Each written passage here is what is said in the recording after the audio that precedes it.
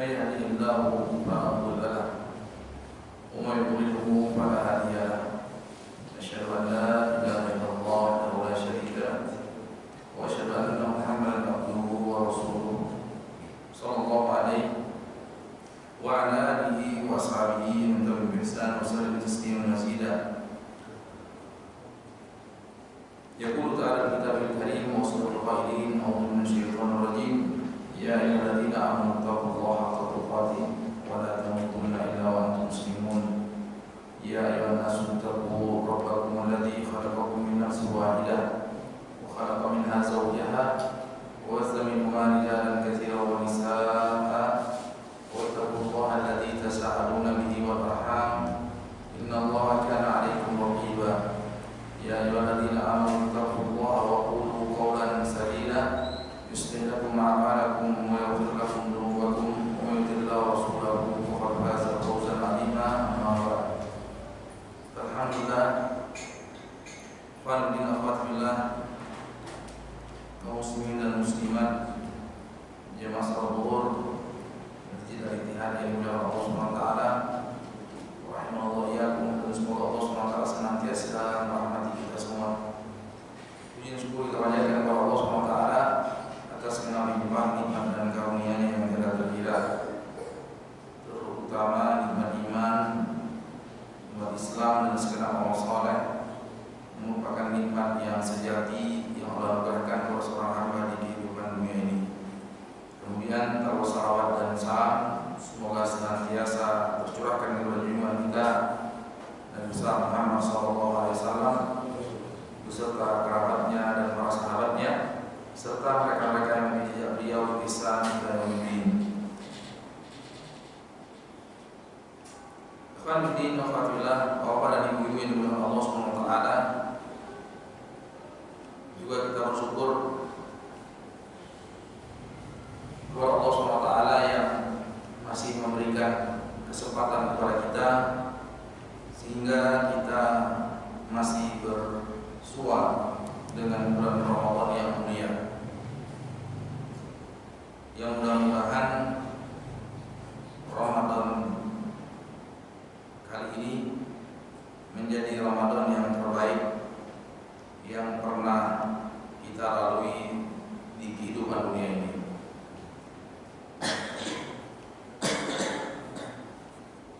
Dan semoga kita orang yang termasuk mendapatkan pengampunan Allah di bulan yang mulia ini. Karena jangan sampai seseorang tidak mendapatkan pengampunan Allah di bulan Ramadan karena sepertinya akan jauh kemungkinannya untuk diampuni Allah SWT kalau sekiranya bulan Ramadan saja tidak diampuni Allah. Dalam sebuah hadis Rasulullah SAW mengucapkan beberapa kali amin sambil menaiki mimbar. Amin, amin, amin. Para sahabat Rasulullah SAW berkata, ya Rasulullah, kami mendengar engkau mengucapkan beberapa kali amin. Ada apa ya Rasulullah? Lalu Rasulullah SAW bersabda, ja'ani Jibril. Datang barusan malaikat Jibril. Dia berkata, wail, dalam riwayat hadis, ba'uda man adrakahu Ramadan thumma kharaja minhu falam yughfar lahu. Fa'abadahu Allah. Qul amin. Faqultu amin. Malaikat Jibril berdoa kepada Allah SWT dan aku diperintahkan untuk mengaminkannya. Coba lihat di sini, yang berdoa malaikat Jibril, yang mengaminkan Nabi Muhammad SAW. Yang mengaminkannya Nabi Muhammad SAW. Awal doanya, salah satu doanya, orang yang berjumpa bulan Ramadan lalu Ramadan berlalu, dosanya tetap tidak diampunkan oleh Allah SWT.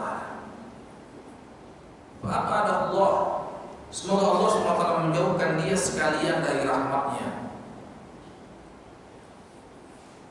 Qul amin, wahai Nabi Muhammad, ucapkanlah amin.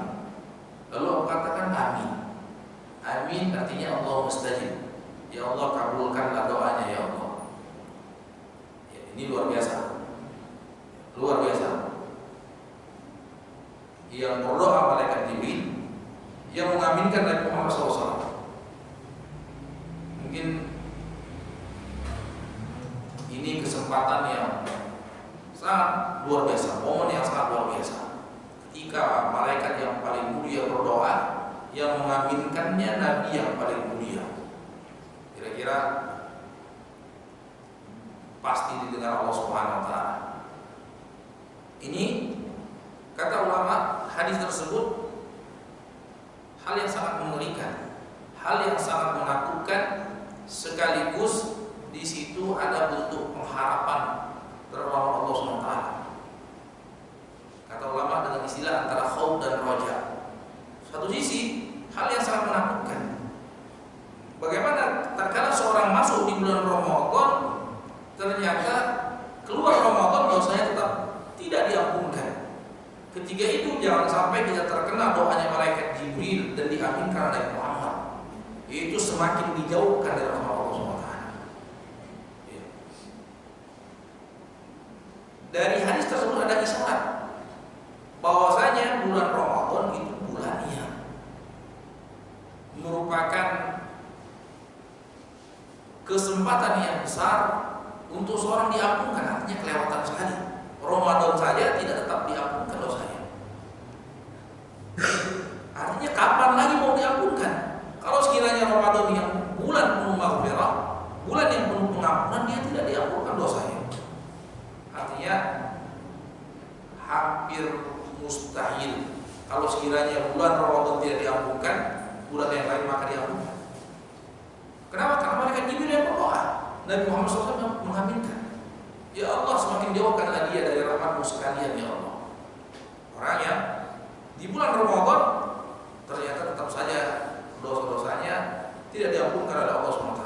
Padahal ini kesempatan emas untuk menggapai maghfiratullah, pengampunan Allah SWT.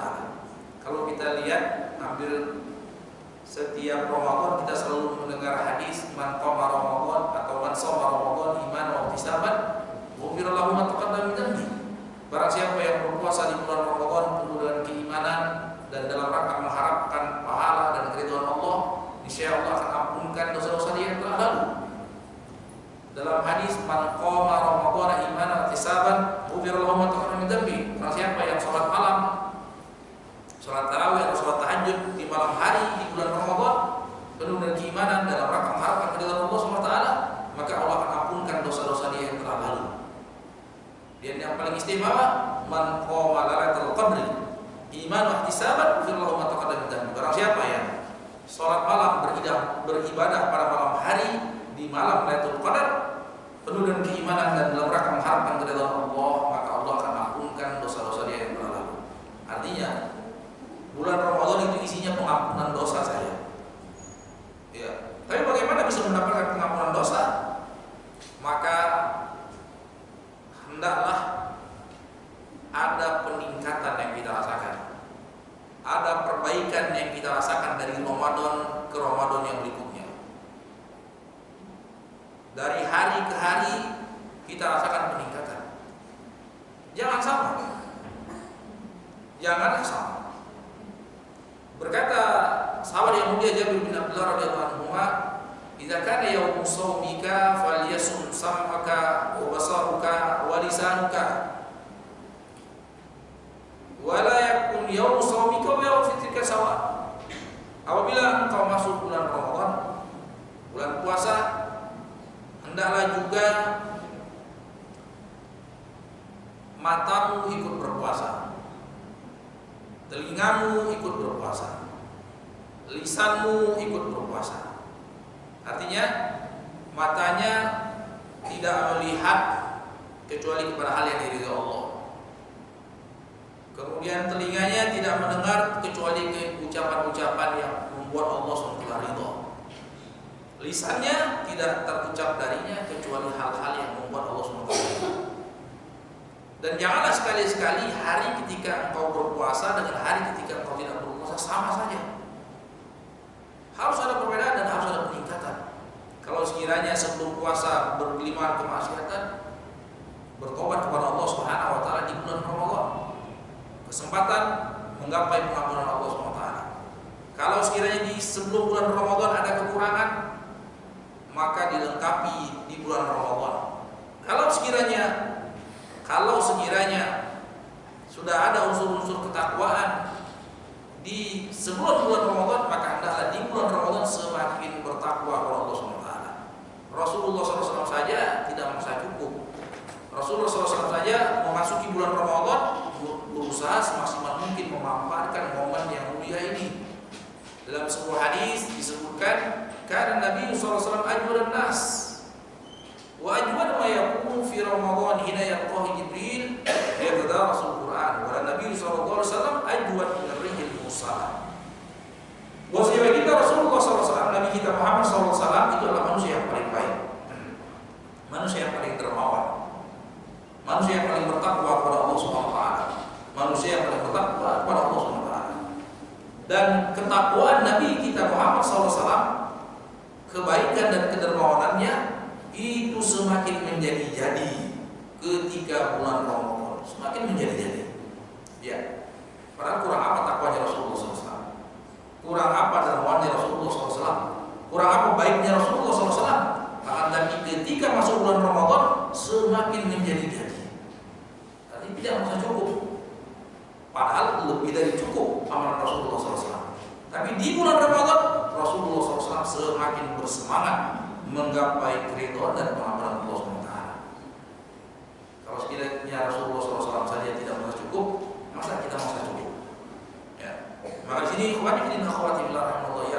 ini bulan betul-betul anugerah yang luar biasa yang Allah Subhanahu wa taala berikan kepada kaum muslimin. Ujung-ujungnya pengampunan. Ujung-ujungnya pengampunan Allah Subhanahu wa taala.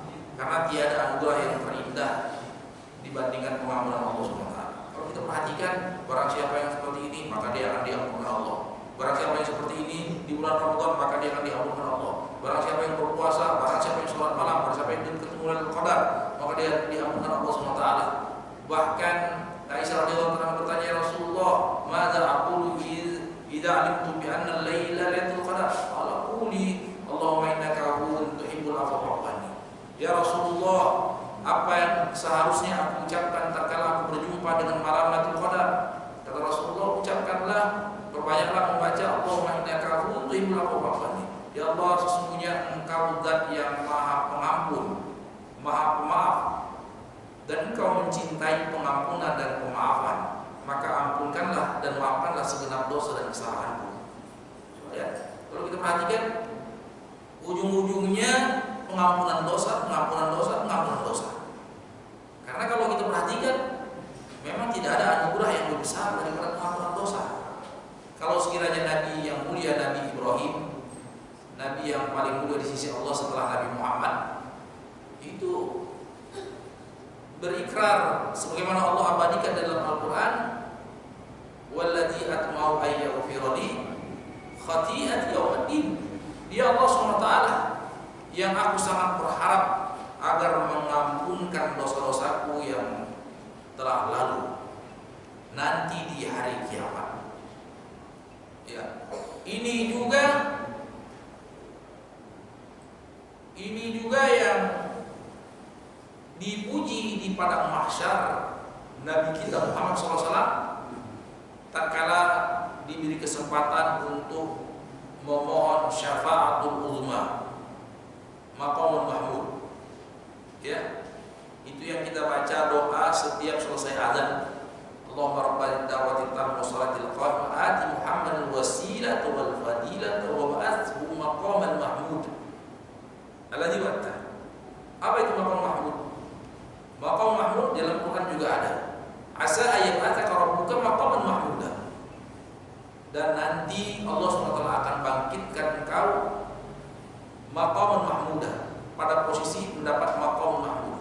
Kata ulama, maqam mahmud itu adalah momen di mana Rasulullah diberikan kesempatan untuk memberikan syafaatul uzma, syafaat yang terbesar kepada penghuni mahsyar, manusia yang telah dikumpulkan di padang mahsyar, yaitu ketika manusia semuanya ketakutan, kelaparan, kehausan, menunggu waktu yang begitu lama tertahan di padang mahsyar, semuanya sudah letih, memohon kepada rasul-rasul yang mulia. Mereka, sebagian mereka pertama mendatangi Nabi Adam. Nabi Adam dipuji dengan, ya Adam innaka, ya, bahwasanya engkau adalah bapak kami. Wallahu subhanahu wa ta'ala khalaqa biyaminik, dan Allah langsung ciptakan engkau dengan tangan kanannya. Dalam hadis tersebut, undur ma'nan fi, lihatlah keadaan kami yang menderita seperti ini.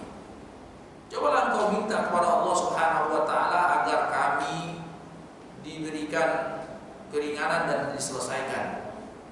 Nabi Adam tidak sanggup, dia menyebutkan kesalahannya, lalu diarahkan ke Nabi Nuh alaihissalam. Lalu mereka pergi ke Nabi Nuh. Nabi Nuh dipuji dengan bahwasanya dia adalah nabi yang rasul yang pertama, awalul rasul. Pujian kepada Nabi Nuh alaihissalam, awalul rasul yang pertama yang Allah utus di muka bumi ini. Karena jarak antara Nabi Adam dengan Nabi Nuh itu 1000 tahun, ya, 1000 tahun kurang lebih. Di situ ada beberapa nabi, tapi derajatnya belum sampai derajat rasul. Derajat rasul yang pertama kali setelah Nabi Adam adalah Nabi Nuh alaihissalam, sebagaimana hadis tersebut. Kemudian Nabi Nuh tidak sanggup, diarahkan kepada Nabi Ibrahim. Disebutkan Nabi Ibrahim sebagai Khalilur Rahman. Khalilur Rahman. Ini tidak dapat derajat Khalil itu kecuali dua saja, yaitu Nabi Muhammad SAW dengan Nabi Ibrahim. Khalil yang pertama Nabi Ibrahim, Khalil yang terakhir adalah Nabi Muhammad SAW. Kemudian Nabi Ibrahim juga tidak sanggup, Nabi Ibrahim arahkan ke Nabi Musa. Nabi Musa digelari dengan Kalimur Rahman, manusia atau seorang nabi yang diajak bicara langsung dengan Allah SWT tanpa perantara malaikat Jibril. Kemudian Nabi Musa menyebutkan kesalahannya, lalu dia mengarahkan kepada Nabi yang berikutnya, Rasul yang berikutnya, Nabi Isa alaihissalam, yang digelari dengan Ruhullah. Ya, Ruhullah, Ruh yang ditiupkan oleh Allah SWT secara langsung. Semua manusia kecuali Adam dan Nabi Isa, semuanya ada dengan proses pembuahan dari kedua orang tuanya. Nabi Musa, Nabi Muhammad, semuanya kecuali Nabi Isa. Kemudian Nabi Isa tidak sanggup, diarahkan kepada Nabi yang terakhir. Lihat di situ, di maqam mahmud, kedudukan kesempatan yang mulia tersebut, yang kita mohonkan kepada Rasulullah SAW, kepada Allah SWT untuk Rasulullah SAW setiap selesai azan. Karena ini posisi yang sangat membanggakan, posisi yang sangat membanggakan. Lalu Rasulullah SAW disebutkan, dipuji ketika itu. Apa pujiannya? Pujiannya abdul ghafarallahu ma taqaddama min dhanbi wa ma ta'akhkhar. Ya. Seorang hamba yang Allah ampuni dosa-dosa dia yang terlalu dan akan datang. Coba lihat, di momen yang sangat mulia tersebut, gelarnya seorang hamba yang telah Allah ampunkan dosa-dosa yang terlalu dan akan datang. Disebutkan secara khusus. Bukan berarti nabi-nabi yang sebelumnya tidak mendapat pengampunan. Tapi ketika Rasulullah disebutkan secara khusus, ini menunjukkan betapa mulianya Rasulullah SAW dengan pengampunan Allah SWT. Dan Allah sebutkan juga dalam Al-Quran, dia mata pada dan mikromat akhir. Allah telah mengampunkan dosa-dosa yang terdahulu dan yang akan datang. Maka perlu diketahui, tidak ada derajat yang lebih mulia daripada pengampunan dosa. Bahkan dalam hadis disebutkan surga tidak bisa dimasuki oleh seorang hamba. Seorang tidak bisa masuk surga kecuali dengan rahmat dan pengampunan Allah. Ya. Rasulullah SAW bersabda, "Walladzi nafsi biyadihi, ma minkum min ahadin yadkhulul jannata bi amalihi." Demi yang jiwaku ada di tangannya, tidak ada seorang pun di antara kalian yang bisa masuk surga dengan mengandalkan amalan dia. Artinya betapapun banyak dia merasa banyak amalan yang dia telah lakukan, sholatnya, bacaan Qur'annya, puasanya, hajinya, umrohnya, banyak sekali rasanya. Tapi kata Rasulullah, tidak akan bisa seorang pun masuk surga dengan mengandalkan amalannya. Pasti kalah. Pasti kalah. Walaupun amalan itu sebab untuk masuk surga, sebab untuk mendapat pengampunan Allah SWT. Para sahabat bertanya, bagaimana dengan engkau ya Rasulullah? Apakah engkau juga tidak bisa masuk surga dengan mengandalkan amalanmu? Kata Rasulullah, tidak juga. Tidak juga. Kalau kita tahu bagaimana amal Rasulullah SAW, demikian giatnya apalagi di bulan Ramadan. Walakin Allah yataqabbalani bi fadlin minhu wa rahmah.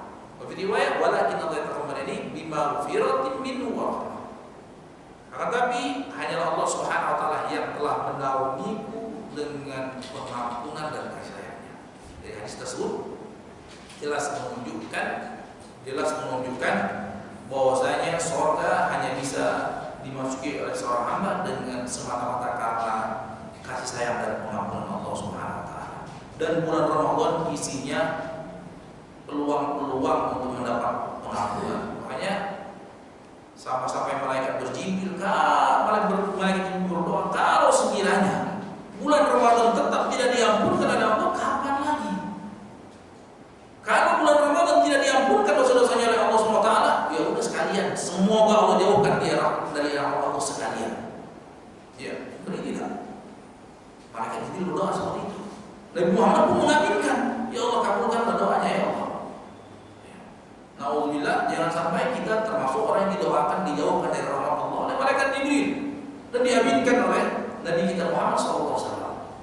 Ya. Jadi di sini, khairuddin, dan terutama di penghujungnya. Iya, kalau kita perhatikan dari rangkaian ibadah itu yang paling utama itu yang penghujungnya. Ya. Bulan Ramadan jelas. Hari Jumat itu yang utama, yang paling utama itu penghujungnya. Dalam hadis yang sahih bahwasanya inna fi yaumil jum'ah la sa'ah, di hari Jumat itu ada 1 jam. Hari Jumat itu 12 jam kata Rasulullah SAW.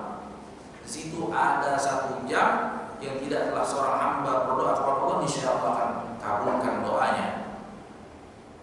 Fantamisuha fi sa'atil akhir pada asar. Rasulullah, carilah waktu yang paling mulia di hari Jumat, 1 jam setelah asar sebelum maghrib. Ya. Ini di hari Jumat. Di hari Arafah itu semuanya bagus. Hari yang paling mulia di sisi Allah adalah hari Arafah. Sebagaimana malam yang paling mulia di sisi Allah adalah malam Lailatul Qadar. Tapi kalau hari siangnya yang paling mulia di sisi Allah adalah siangnya Arafah. Siangnya Arafah. Hari yang paling malam-malam yang paling mulia itu 10 malam terakhir bulan Ramadan. Di antara malam-malam yang paling mulia itu malam Lailatul Qadar. Malam Lailatul Qadar. Maka hari-hari siang-siang yang paling mulia di sisi Allah kata ulama berdasarkan hadis yang sahih itu 10 hari di hari-hari Zulhijjah, terutama hari Arafah. Itu kata ulama yang paling afdal di hari Arafah tersebut adalah di jam terakhir menjelang maghrib. Makanya Rasulullah SAW itu tidak keluar dari Arafah sampai maghrib, ya, sampai masuk waktu maghrib. Dan Rasulullah SAW tidak sholat maghrib langsung di Arafah, sampai masuk ke Muzdalifah, jamak terakhir. Di Muzdalifah baru jamak terakhir. Di sini dalam hadis disebutkan betapa mulianya hari Arafah tersebut. Di hari Arafah tersebut Dianjurkan untuk banyak-banyak berdoa, bertobat, beristighfar di jam-jam terakhir sebelum matahari terbenam setelah sholat asar, setelah waktu asar. Di Arafah itu sunnahnya jamaah qashar, jamaah takdim, zuhur dengan asar. Ya. Kemudian ikhwan fillah, waktu setiap malam 1/24 jam itu kan kita lalui. Kalau hari Jumat kan sepekan sekali, hari Arafah setahun sekali. Setiap malam itu kita lalui. Waktu yang paling afdal itu di penghujung malam, ya kan? Seperti malam terakhir di penghujung malam, ya, di penghujung malam. Dalam hadis disebutkan yanzilu rabbuna hina thuluthul akhir min kulli lailah. Allah SWT turun dengan rahmat dan pengampunannya setiap malam di sepertiga malam terakhir. Rasulullah SAW bersabda, afdhalus salati salati Daud. Salat yang paling mulia di sisi Allah SWT salatnya Nabi Daud. Apa? Beliau sepertiga malam bangun, sepertiga malam terakhir beribadah kepada Allah SWT. Sepertiga malam terakhir beribadah kepada Allah SWT. Dan ujungnya apa? Ujung-ujungnya minta pengampunan kepada Allah. Ujung-ujungnya memohon pengampunan kepada Allah SWT. Allah sebutkan salah satu ciri-ciri orang penghuni surga di dalam surat Dzariyat, innal muttaqina fi jannati wa uyun. Bosnya orang-orang yang bertakwa itu di dalam surga penuh dengan kenikmatan. Salah satu ciri-cirinya kanu qalilan minal laili ma yahjurun wa bil ashari yastaghfirun. Mereka itu tiap malam sholat malam. Tidak dihabiskan untuk tidur saja. Ada kesempatan untuk sholat malam. Itu terutama seperti orang terakhir. Dan kata Allah, wabil ashari yastaghfirun. Kemudian mereka tutup di waktu menjelang sahurnya dengan banyak-banyak beristighfar. Ya, jangan lupa sebelum sahur perbanyak beristighfar. Ya, wabil ashari yastaghfirun. Kata Imam Al-Hasan Basri, yamuduna al-lail bil qiyam wa yahtimuna bis-istighfar. Ciri-ciri penghuni surga diantaranya mereka memanjangkan sholat malamnya dan menutup akhir dari sholat malamnya seperti yang orang terakhir tersebut dengan istighfar. Kalau kita lihat ujung-ujungnya minta taubat dan istighfar kepada Allah SWT.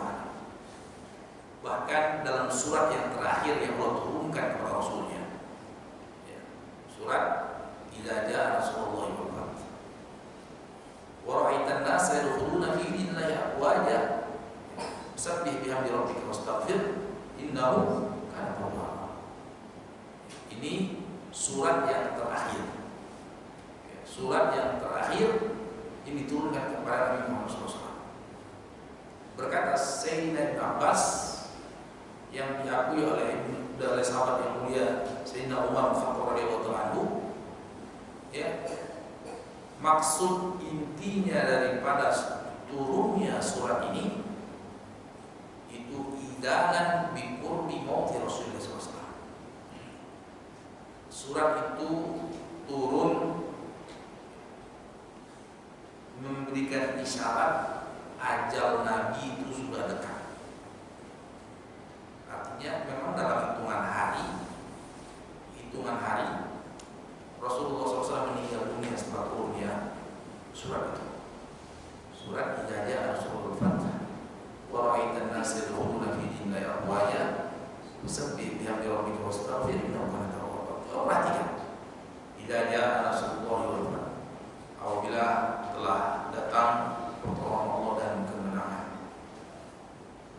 Wa ra'aitan nasa yadkhuluna fi dinillahi afwaja, dan engkau melihat setelahnya manusia memeluk agama Allah berbondong-bondong. Wah, itu luar biasa. Manusia berbondong-bondong memeluk agama Allah SWT. Yang selama di Mekah dan di awal-awal Madinah sebelum Fathu Mekah kurang lebih 20 tahun Rasulullah, 30 13 tahun di Mekah, kemudian 8 tahun di Madinah, lalu Mekah jadi 21 tahun, Mekah baru ditaklukkan. Itu ketika Mekah ditaklukkan, semua hampir semua suku di Arab itu masuk Islam. Ya. Di sini luar biasa betapa bersyukur dan bahagianya Rasulullah SAW. 20 tahun setengah mati mengharapkan orang masuk Islam, apalagi ketika di Mekah 13 tahun. Dihitung jari sahabat yang bisa masuk Islam. Kemudian tiba-tiba anugerah Allah SWT di penghujung hayatnya tahun 8 Hijriah, Mekah ditaklukkan. Penduduk Mekah masuk Islam. Sisa 2 tahun lagi Rasulullah SAW kemudian meninggal dunia. Di tahun terakhir Rasulullah SAW haji, namanya haji wada, haji perpisahan. Dan itu sekali-sekalinya Rasulullah haji ketika dia sudah itu menjadi Rasul.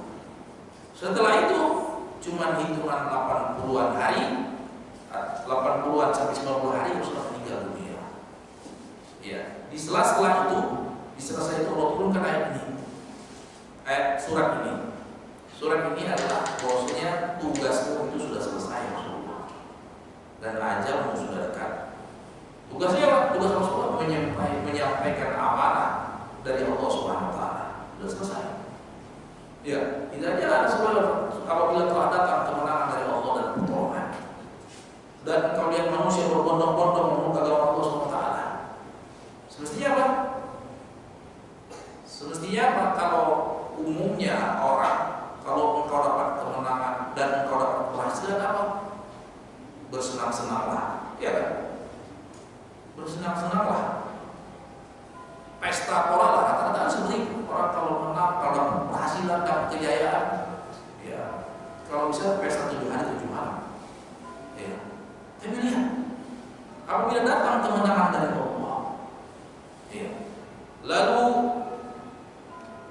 Allah Subhanahu Wa Taala berikan, apabila datang pertolongan dan kemenangan dari Allah Subhanahu Wa Taala, lalu engkau lihat imbasnya apa? Imbasnya manusia memeluk agama Allah berbondong-bondong. Ini tuntas sudah tugas kami Rasulullah. Agama sudah sempurna. Agama syariat Islam sudah sempurna. Ketika di hari Arafah, al-yawma akmaltu lakum dinakum, Allah turunkan ayat tersebut. Hari ini aku sempurnakan bagian agama kalian dan aku sempurnakan nikmat ini untuk kalian, dan aku ridho Islam menjadi agama kalian. Ini sempurna hari itu. Nah, ini tatkala Allah tutup penghujung Al-Quran dengan surat Idza Jaa Nasrul Fath. Ini yang kata Allah, fasabbih bihamdi rabbika wastaghfir innahu kana tawwaba. Maka fasabbih, pujilah Allah SWT, sucikan Allah SWT, bertasbih, subhanallah, sabbih bihamdi rabbika wastaghfir, dan puji sekaligus pujilah Allah SWT dengan sifat-sifat kesempurnaannya. Subhanallah bihamdi wastaghfir, dan banyak-banyaklah bertobat dan beristighfar kepada Allah SWT, karena sesungguhnya Allah Subhanahu Wa Taala Maha menerima taubat hambanya dan Maha pengampun. Coba lihat, ini siapa yang Allah perintah? Ini siapa? Rasulullah SAW. Rasulullah SAW. Di penghujung ayatnya untuk banyak-banyak bertobat dan beristighfar. Di penghujung ayatnya. Maka dari situ kata sahabat yang mulia Ibnu Umar, wa in kunna la nastighfar Rasulullah fi majlis wahid akthar min sayyidina. Kami menghitung taubat dan istighfar Rasulullah SAW dalam satu kali majelis itu lebih daripada 70 kali lebih banyak. Artinya hitungan yang tidak terhingga. Orang Arab zaman dulu kalau menghitung banyak sekali itu akthar min sayyidina, lebih daripada 70 kali, artinya nggak terhitung. Rasulullah membaca Rabbil Fadli wa Tuqalayya untuk Tuhanku yang beri ampunkanlah dosaku, terimalah taubatku, sehingga sesungguhnya taubat yang maha mengampun lagi maha penyayang. Ini Rasulullah. Terus Rabbil Fadli wa Tuqalayya, Rabbil Fadli. Banyak Rasulullah perintahkan para sahabatnya, ya baru atubu ila fil yawm aktsar min baitin nama. Wahai hamba-hamba Allah, bertobatlah dan beristighfarlah kepada Allah, karena sesungguhnya aku ini Muhammad bertobat kepada Allah dalam sehari sekarang lebih dari 100 kali saking banyaknya. Terutama di penghujung. Nah, ini penghujung hidup Rasulullah SAW diperintahkan untuk banyak-banyak bertobat, diperintahkan untuk banyak-banyak beristighfar, diperintahkan untuk banyak-banyak beristighfar. Makanya itulah rahasianya. Kenapa setiap salam, sholat, assalamualaikum warahmatullahi wabarakatuh, apa yang pertama diucapkan? Astagfirullah, astagfirullah, astagfirullah. Di penghujung amalan istighfar, bertobat kepada Allah Subhanahu wa taala. Nah, ini di penghujung Ramadan intinya kita mendapatkan, mengharap dari Allah Subhanahu wa taala untuk mendapatkan pengampunan Allah Subhanahu wa taala. Dan ketika berjumpa di malam Lailatul Qadar, Rasulullah enggak suruh kita minta macam-macam. Rasulullah cuma berpesan, banyak-banyaklah minta ampunan kepada Allah. Quli Allahumma innaka afuwwun tuhibbul afwa. Ya Allah, Engkau zat yang Maha mencintai pengampunan. Engkau zat yang Maha mengampun dan Maha mencintai pengampunan. Maka ampunilah dan maafkanlah segala dosa dan kesalahanku. Enggak disuruh minta macam-macam.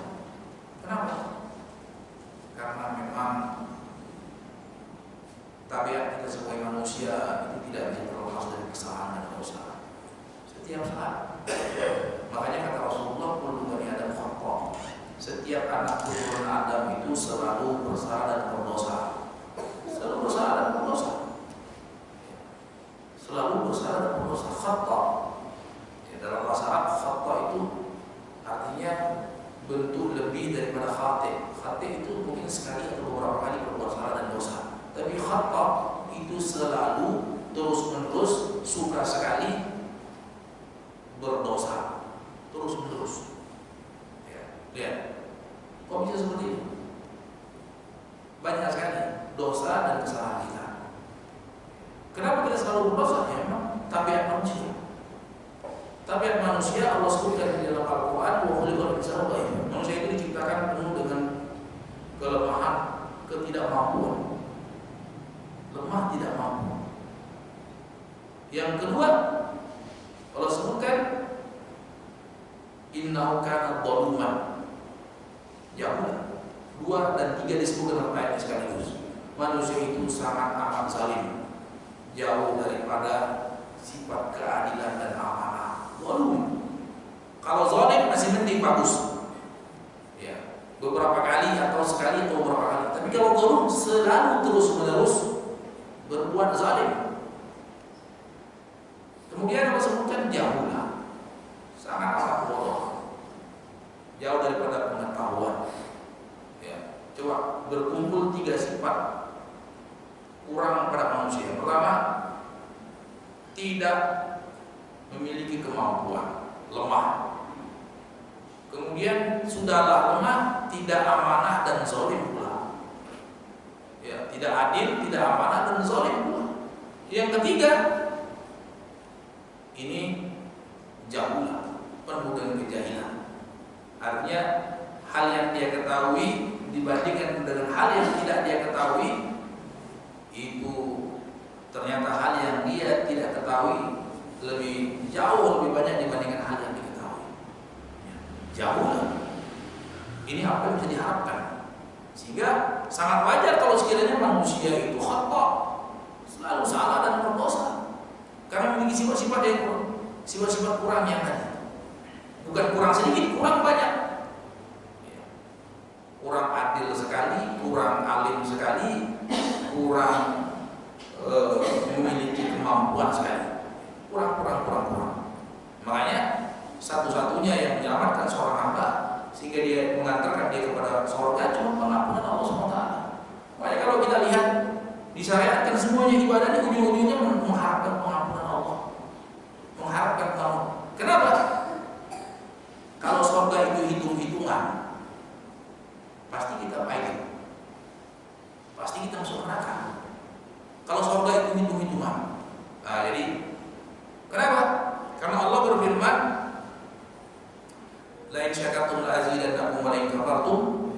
Inna adzab syadid. Kalau kamu syukur nikmat Allah maka Allah akan tambah. Kalau kamu kufur tidak bersyukur, azabku sangat pedih. Artinya Allah akan azabkan. Kalau syukur Allah tambah, kalau kufur tidak bersyukur Allah azab. Coba dalam ayat yang lain Allah berfirman, wa in ta'uddu nikmat Allah la tuhsuha.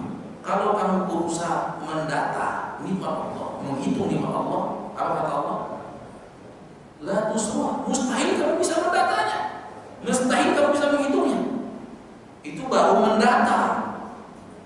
Baru mendata. Boro-boro mau mensyukurinya, sekedar mendata saja. Artinya banyak yang lewat, banyak yang kita tidak anggap sebagai nikmat, banyak saja. Sementara tadi Allah sudah katakan kalau kamu kufur tidak syukur Allah azab, ya kan? Bagaimana ya Allah? Padahal nikmatmu sedikit sekali yang kami ketahui, sedikit sekali yang kami ketahui, apalagi yang berusaha kami syukuri. Ya, luar biasa. Sudah jelas manusia itu tidak sanggup bersyukur, tapi tetap saja Allah ampunkan. Luar biasa tidak Allah SWT. Makanya kalau katakan Allah Maha Pengampun, Maha Penyayang. Ya, Ghafur, Maha Pengampun, sangat pengampun dengan hal yang sepele yang kita lakukan. Ya, Allah Maha Pengampun padahal sekian banyak kekurangan yang kita lakukan. Ya, jadi disitulah kenapa kita selalu harus merasa kecil, harus selalu merasa zalim, harus selalu merasa kurang. Karena banyak sekali nikmat Allah yang tidak kita sanggup untuk ketahui, bukan yang tidak sanggup kita syukuri. Kalau kita ketahui saja kita tidak sanggup, apalagi kita syukuri. Ya. Makanya kata Rasulullah SAW, dari sinilah lau anna Allah subhanahu wa ta'ala adzaba 'ala as-samawati wal ardi ma kana dzaliman. Kalau diperhatikan dengan seksama, Allah Subhanahu wa ta'ala, kalau sekiranya seandainya kata Rasulullah SAW, seandainya Allah mengazab semua yang ada di langit dan yang di bumi, ketika itu pun Allah tidak berhak untuk dikatakan zalim. Kalau yang diazab cuma Fir'aun dan sejenisnya, Fir'aun, Abu Lahab, Abu Jahal, ya logikanya sangat masuk. Tapi di sini ada para nabi, ada orang soleh, semuanya ada malaikatnya. Diazab, itu pun Allah tidak pernah dikatakan zalim. Walau rahimahu lakana rahmatuhu wasi'at. Dan masalahnya Allah SWT memiliki sifat kasih sayang, dan sifat kasih sayang Allah lebih dominan daripada sifat murka dan azabnya Allah SWT. Sehingga yang dominan pengampunannya. Allah memiliki sifat murka, Allah memiliki sifat azab, tapi ternyata sifat rahmat dan kasih sayang Allah, pengampunan Allah lebih dominan, sehingga mengalahkan sifat murkanya Allah SWT. Ya. Ini kenapa? Maksudnya kalau Allah SWT mengazab penghuni yang ada di langit dan di bumi, itu pun Allah tidak pernah dikatakan zalim. Maksudnya apa? Ayo hitung-hitungan. Ayo hitung-hitungan. Kalau mau hitung-hitungan sama Allah SWT, satu nikmat bayar syukur. Syukur itu harus 3, dengan hati, dengan lisan, dengan amalan badan. Ya. Satu nikmat harus kita bayar syukur. Satu nikmat bayar syukur. Oh, pasti pahit kita. Mungkin 0,00 sekian persen saja yang perlu kita syukuri. Ya. Kenapa? Karena banyak sekali yang tidak kita syukuri. Disebutkan dalam sebuah riwayat, nikmat sebelah mata, bukan nikmat mata, nikmat separuh mata. Itu hamba Allah SWT, orang-orang zaman dahulu kan umurnya ratusan atau ribuan tahun. Nikmat sebelah mata orang itu beribadah taat kepada Allah SWT tidak habis-habis siang dan malam. Ternyata nikmat sebelah mata itu tidak cukup dengan ibadah 500 tahun. Itu baru sebelah mata. Baru sebelah mata. Mau dikasih umur berapa kita? Makanya sekalipun kita dikasih umur seumur malaikat, nggak akan bisa membalas nikmat Allah SWT. Jadi kalau kita mau hitung-hitungan, pasti kita diazab. Makanya kata Rasulullah, orang itu tidak bisa masuk surga dengan mengandalkan amalannya terlalu kecil, terlalu hina di hadapan Allah SWT. Makanya surga bisa dimasuki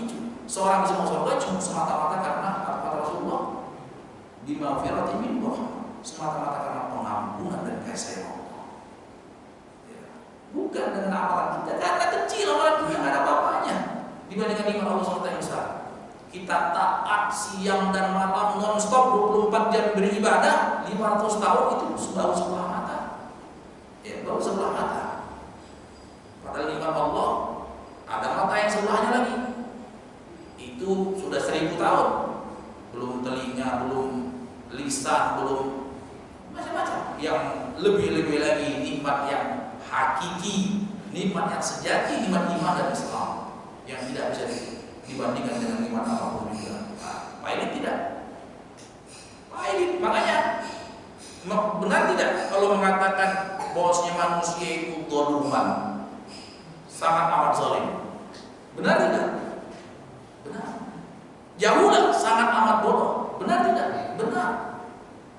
Dhaifan, lemah pula. Benar tidak? Benar. Ya. Ini mengantarkan kepada kita untuk kita selalu apa? Selalu target utamanya apa? Sholat, pengampunan Allah. Tarawih itu cuma mengharap pengampunan Allah. Kata Rasulullah SAW, "Man qama Ramadan imanan ihtisaban ghufira lahu ma taqaddama min dhanbi." Barang siapa yang sholat malam pada malam bulan Ramadan penuh dengan keimanan dan mengharapkan kepada Allah SWT, ujung-ujungnya apa? Allah ampunkan dosa-dosa dia. Jadi nggak usah berbicara pikir macam-macam. Minta pengampunan dosanya sudah luar biasa. Dan itu paling penting. Ya. Pesan Allah SWT kepada Rasul yang terakhir kali, wastaghfir. Itu Rasulullah SAW. Kurang apa derajat di sisi Rasulullah, tapi pesan Allah terakhir kali, wastaghfir. Ya, banyak-banyaklah minta ampunan dan bertobat. Ini Nabi Muhammad SAW. Makanya Rasulullah SAW tak kalah memberikan wejangan kepada orang yang paling dia cintai. Ya, 2 manusia yang paling cintai Rasulullah SAW. Ditanya oleh sahabat yang mulia Amr bin As. Sahabat yang mulia bertanya, "Ya Rasulullah, man ahabbun nas ilaik?" Ini sahabat Abu As barusan dapat tugas penting dari Rasulullah SAW. Dia sudah merasa lebih kuat. Ini jangan-jangan aku orang yang paling cintai Rasulullah, karena ini tugas mulia. Gak mungkin kalau nggak dicintai Rasulullah. Dia datang ke Rasulullah untuk memantapkan hatinya. "Ya Rasulullah, man ahabbun nas ilaik?" Ya Rasulullah, siapa manusia yang paling kau cintai? Kata Rasulullah, Aisyah. Nah, minar rijal, maksud saya tanya, siapa yang paling kau cintai dari kalangan laki-laki? Kata Rasulullah, Abuha, bapaknya. Wah, berarti bukan saya dong. Ya. Kemudian dia tanya berapa orang lagi, belum disebut juga namanya. Kemudian Rasulullah bilang Umar, kemudian disebut Utsman, kemudian disebut Ali. Waduh, enggak mau lagi, jangan-jangan aku disebutkan Rasulullah paling belakang. Nah di sini apa? Lihat, Rasulullah SAW mengatakan manusia yang paling dia cintai Aisyah. Tak telah dikatakan dari laki-laki bapaknya, 2 manusia yang paling cintai Rasulullah. Aisyah dengan bapaknya. Bapaknya siapa? Abu Bakar Siddiq. Anaknya siapa? Aisyah radhiyallahu. Maka ulama katakan Siddiq dengan Siddiqah. Ya, Siddiq dengan Siddiqah. Siddiq bapaknya, Siddiqah anaknya perempuan. Dua-duanya minta wejangan kepada Rasulullah. Abu Bakar berkata kepada Rasulullah, "Ya Rasulullah, mada aquli fi sholati? Mada aqulu fi sholati? Ya Rasulullah, ajarkan kepadaku suatu doa yang akan senantiasa aku baca dalam setiap sholatku." Ya. Kata Rasulullah SAW, "Qul ya Abu Bakar, ucapkan Abu Bakar setiap sholatmu." Kata ulama, ini doa bisa dibaca ketika sujud, bisa pula dibaca setelah hendak ambil masjid sebelum salam. Apa ya? Allahumma inni dhalamtu nafsi dzulman katsiran wa la yaghfiru dzunuba illa anta faghfir li maghfiratan min indik warhamni innaka antal ghafur. Ya Allah, aku ini adalah hamba-Mu yang sangat banyak melakukan kezaliman kepada diriku sendiri, dan aku tahu tiada yang bisa mengampuni dosa kecuali Engkau.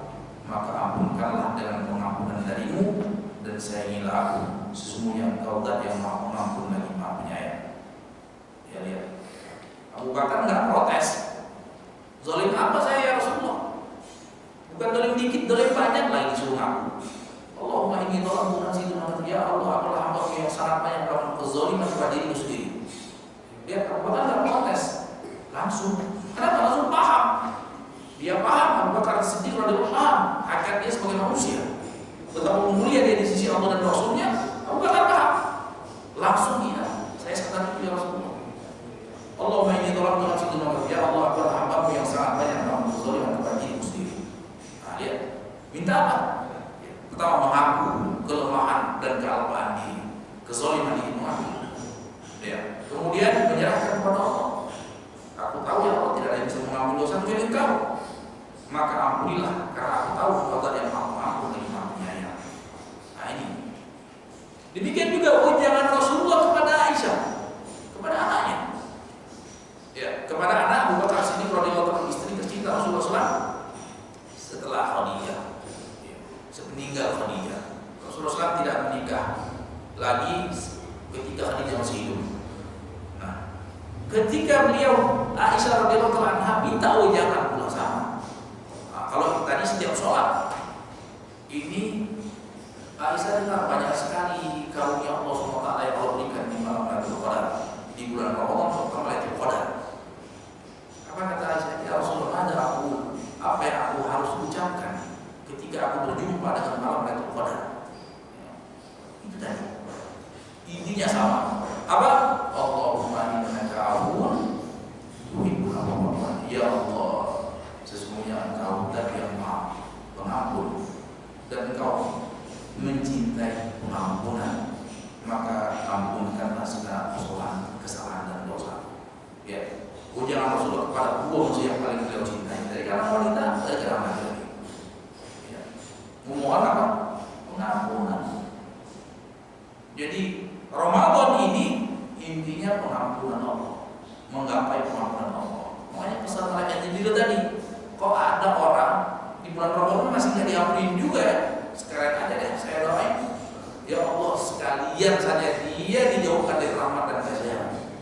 Nah, jangan sampai kita termasuk orang yang didoakan malaikat Jibril seperti itu. Nah, ini yang harus kita pahami, ya, yang harus kita pahami. Jadi mulai berpuasa, mulai qiyamul lail itu kan ujung-ujungnya apa? Ghufira lahu ma taqaddama min dzambi. Ujung-ujungnya apa? Mengharapkan pengampunan dosa. Mengharapkan pengampunan dosa. Bahkan Lailatul Qadar intinya apa? Mengharapkan pengampunan dosa. Ya. Dalam Lailatul Qadar yang mulia tersebut.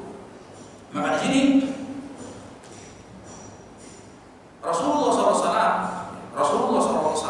bersama dalam sebuah hadis, innamal a'malu binniyati. Ya, sesungguhnya amalan itu tergantung penghujungnya. Artinya seorang itu harus lebih maksimal di penghujungnya daripada di awalnya. Oh, awal saya sudah maksimalkan tadi. Ya. Kenapa? Karena amalan itu tergantung penutupnya, tergantung penghujungnya. Makanya ada istilah husnul khatimah dengan istilah su'ul khatimah. Nah, ini harus diperhatikan. Nah, bulan Ramadan yang paling mulia di sisi Allah SWT itu 10 malam terakhir. 10 malam. Kita lihat bagaimana kiat-kiat Rasulullah SAW menggapai pengampunan Allah di 10 malam terakhir. Ya, kalau di awal secara umum, secara garis besar, seorang tadi sudah kita bawakan hadisnya. Rasulullah SAW bersabda, barang siapa yang berpuasa di bulan Ramadan penuh dengan keimanan dan dalam rangka mengharapkan keridhaan dan pahala Allah, maka Allah akan ampunkan dosa-dosa dia yang telah lalu. Demikian juga barang siapa yang sholat malam penuh dengan keimanan dalam bulan Ramadan, maksudnya sholat tarawih dan sholat tahajud, penuh dengan keimanan dalam rangka mengharapkan keridhaan dan kemampuan Allah, Allah akan ampunkan dosa-dosa dia yang telah lalu. Itu termasuk Lailatul Qadar. Barang siapa yang sholat malam beribadah kepada Allah Subhanahu wa Ta'ala di malam Lailatul Qadar, Allah akan ampunkan dosa-dosa dia yang telah lalu. Nah, jadi di sini Rasulullah SAW tidak pernah merasa puas dan cukup. Ya. Tidak pernah merasa puas dan cukup. Padahal kurang apa Rasulullah SAW? Derajatnya di sisi Allah Subhanahu wa Ta'ala. Justru Rasulullah SAW semakin semangat, orang yang paling semangat mengharapkan pengampunan Allah di 10 malam terakhir. Di dalam sebuah hadis yang diriwayatkan oleh Imam Bukhari dan Imam Muslim, karena disebutkan oleh Aisyah radhiyallahu anha, karena Rasulullah SAW tidak dakhala al-ashr syadda bi'izar wa ahya laila wa iqadha ahla. Ya. Rasulullah sallallahu alaihi wasallam dalam Muslim ahyal laila wa iqadha ahla wa jadda wasadda al-misal. Rasulullah sallallahu alaihi wasallam kalau sudah masuk malam 21, ya 21, 22, 23, kalau sudah 10 terakhir, Rasulullah sallallahu alaihi wasallam ahyal laila. Rasulullah SAW hidupkan malamnya semalam suntuk. Malam hidup, nggak ada mati lampu, hidup. Ya. Kemudian Rasulullah bangunkan keluarganya, bangun semua. Ya. Jangan dia tidur. Wajib Rasulullah semakin semangat dia beribadah kepada Allah Subhanahu wa taala. Wasyaddal mizan. Rasulullah ikat pinggangnya dengan kuat, sarungnya dengan kuat. Ya, kalau itu maksudnya tidak kasih kesempatan untuk berhubungan ya, di 10 malam terakhir. Iya. Ini dalam riwayat Muslim disebutkan karena Rasulullah menginfak fil asal awahir raitat biwai. Secara umum di bulan puasa kita harus lebih maksimal di bulan-bulan yang lain. Artinya ada bulan Rajab, bulan Safar, bulan Rabiul Awwal, Rabiul Tsani dan seterusnya. Secara umum bulan Ramadan harus lebih spesial dibanding yang lainnya. Bulan Ramadan. Makanya tadi kan pesannya sahabat yang mulia Jabir, janganlah ketika di bulan Ramadan di luar Ramadan sama, jangan, harus ada peningkatan. Rugi kalau tidak ada peningkatan, harus ada peningkatan. Kalau yang tadinya maksiat menjadi taat, kalau tadinya kurang menjadi lengkap, kalau tadinya sudah merasa bertakwa, semakin bertakwa dan mantap. Itu di bulan Ramadan. Ini bulan Ramadan secara umum. 10 terakhir harus lebih maksimal lagi. Harus lebih maksimal lagi. 10 terakhir. Kenapa? Allah akan lihat itu penghujungnya. Ya. Jadi fenomena yang aneh dan ajaib. Orang di awal Ramadan semangat, di akhir Ramadan sudah lemes. Itu dibalik mestinya. Di awal Ramadan semangat, di akhir Ramadan lebih semangat lagi. Ya ini dia Rasulullah SAW. Gak cukup Rasulullah. Enggak sudahlah. Saya sudah jadi nabi, saya sudah surga ini, surga enggak. Semakin penghujung semakin semangat Rasulullah SAW. Rasulullah SAW disebutkan dalam hadis ini karena Rasulullah SAW asal-awal banyak riwayat. Rasulullah semakin semangat beribadah kepada Allah SWT di 10 malam terakhir lebih dibandingkan hari-hari yang lain. Lebih dibandingkan hari-hari yang lain. Tadi disebutkan sini menghidupkan malam. Menghidupkan malam dari Isya sampai subuh nggak bangun, nggak tidur. Ya. Dalam hadis disebutkan ada tambahan hadis di Musnad Imam Ahmad karena syuhratul isri bi sholati wa naum. Ya. Rasulullah SAW dari malam 1 sampai malam 20 itu masih sholat dan masih tidur. Artinya apa? Capek tidur. Ya. Malam 1 sampai malam 20 Ramadan. Fa idza kana al-asr syamar wasat bisa. Kalau sudah masuk malam 21 sampai terakhir Ramadan enggak tidur lagi. Maksimal dalam beribadah kepada Allah cuma setahun sekali lah. Setahun kan 365 hari.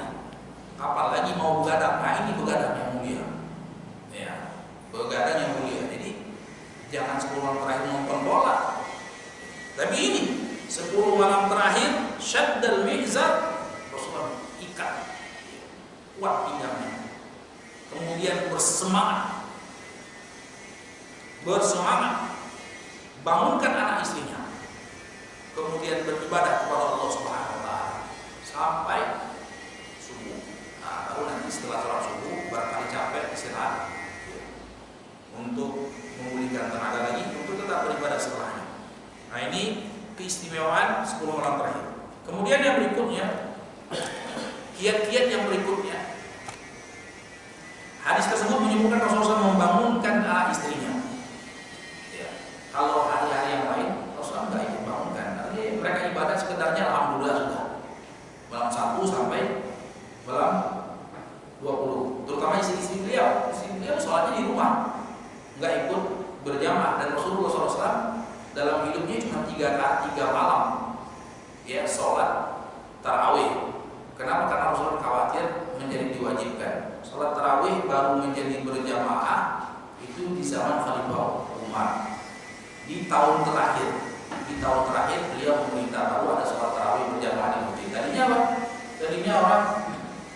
masjid Nabi itu sholatnya sendiri-sendiri.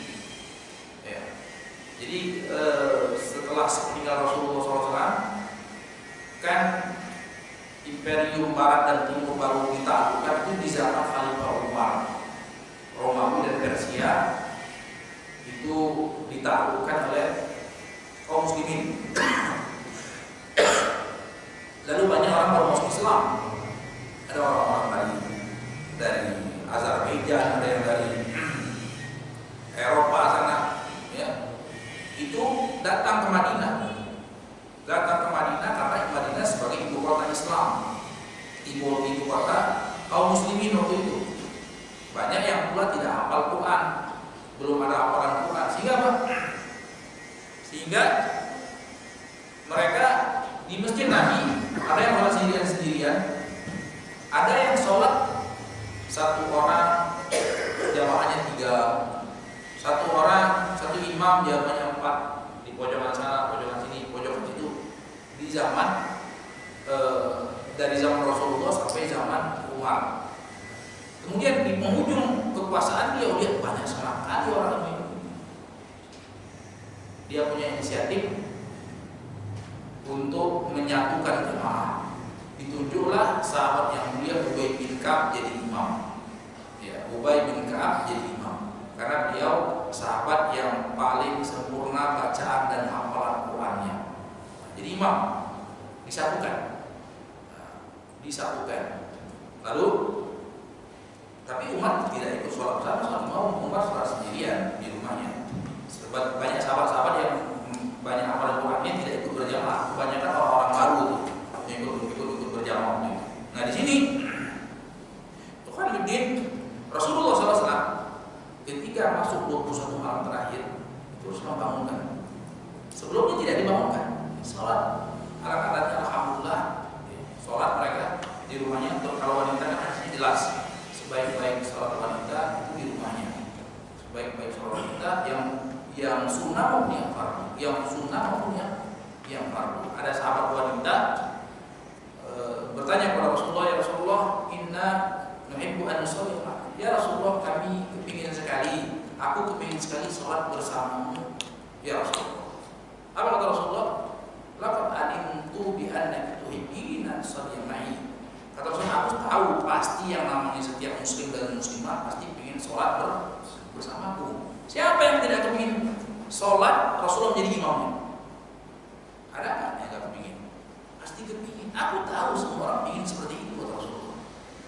Ya, tapi kata Rasulullah, mau nggak aku sarankan yang paling afdal untuk wanita? Apa ya Rasulullah? Kata Rasulullah, sholatuki fi baitiki afdal min sholatiki ma'i fi masjidi.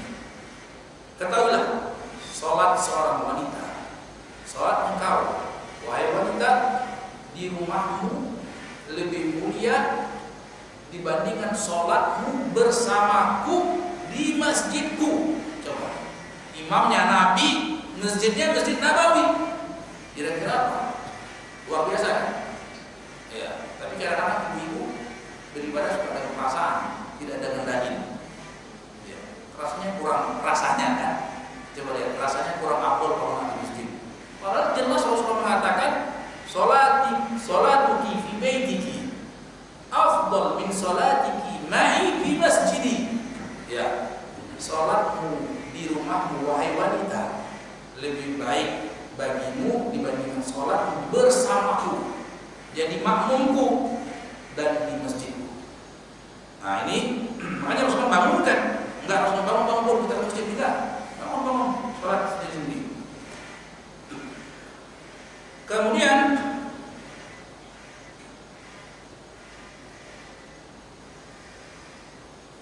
di situ hadis tersebut menunjukkan Rasulullah syaddal mi'zar, ikat sarungnya dengan kuat. Jadi nggak ada kesempatan mau berumah, tidak ada. Berumah ibadah, ya ibadah, tapi bukan ibadah itu yang dimaksudkan di sini. Ibadah yang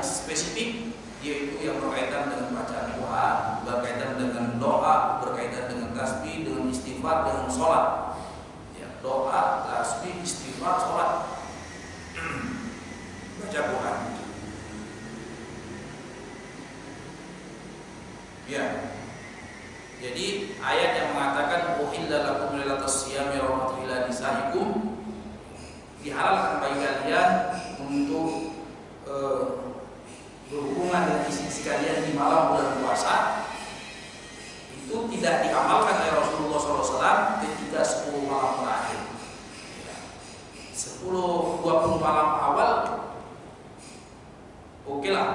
10 malam terakhir ini Rasulullah SAW fokus untuk beribadah kepada Allah SWT dengan bacaan Quran, dengan taubat, dengan istighfar dan seterusnya. Kemudian sampai-sampai apa? Rasulullah takhirul futur ila sahar. Nah, ini sunnah yang berikutnya. Rasulullah SAW mengakhirkan makan malamnya untuk malam 21 itu dirafel ketemu sahur. Sahur ketemu sahur. Maksudnya apa?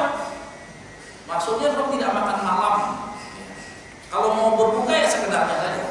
Berbuka ya 3-4 biji atau 3 korma, 1 atau 2 biji korma, minum air putih, selesai. Makan malamnya nanti sekalian sahur. Supaya maksimal. Kita tahu kan kalau kenyang sedikit ngantuk. Kalau kenyang sedikit ngantuk, apalagi kenyangnya banyak. Sementara yang namanya Ramadan susah untuk kenyang dikit. Kenyang banyak. Rata-rata berbuka puasa itu ada unsur balas dendam. Semua masuk. Dari yang manis, pedas, pahit, asam semua masuk. Sehingga apa? Enggak maksimal ibadahnya. Makanya Rasulullah malam 21 makan malamnya nanti sekalian sahur. Ya, ini sebagaimana disebutkan dalam hadis yang diriwayatkan oleh Imam Tabrani dan Ibnu Abi Asim. Hadis Aisyah, karena Rasulullah tidak karena Ramadan qama wa nam. Wa idza dakhala al-ashr sadal al-isra. Rasulullah SAW di bulan Ramadan itu salat malam tidur juga. Fa idza dakhala al-ashr sadal al-isra, kecuali kalau sudah masuk malam 21. Kalau sudah 10 malam terakhir Rasulullah SAW tidak berhubungan sama istrinya. Rasulullah SAW menjadikan makan malamnya ja'alal asya sahura. Menjadikan makan malamnya apa? Di waktu sahur. Ya. Jadi untuk 21 sampai terakhir sunnahnya kalau bisa jangan makan malam pas berbuka. Makan malamnya kapan? Sekalian masuk sahur. Ya, kalau lapar ya sekedarnya lah. Sekedarnya, jangan sampai kenyang. Supaya apa? Supaya maksimal beribadahnya kepada Allah SWT. Hadisnya wa ja'ala asya'ahu sahur. Wa ja'ala asya'ahu sahur. Rasulullah menjadikan makan malamnya itu sekalian sahur. Sekalian sahur.